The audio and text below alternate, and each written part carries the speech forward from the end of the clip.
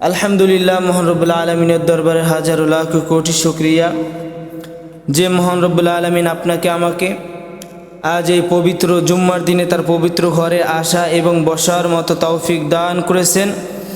এই জন্য মহান রব্বুল আলমিনের দরবারে জোরে সোরে মন খুলে ভালোবাসা দিয়ে আল্লাহর প্রতি ভালোবাসা রেখে একবার শুকরিয়া আদায় করি আলহামদুলিল্লাহ। এই পৃথিবীতে যত গাছপালা, তরুলতা, পিপিলিকা, গর্তের সাপ থেকে যা কিছু আছে সব কিছুই একমাত্র আল্লাহ তাআলার ইবাদত করে। আর আল্লাহ তাআলা সর্বশ্রেষ্ঠ মাখলুকাত হিসাবে ঘোষণা করছে কাদের বলেন? মানুষ।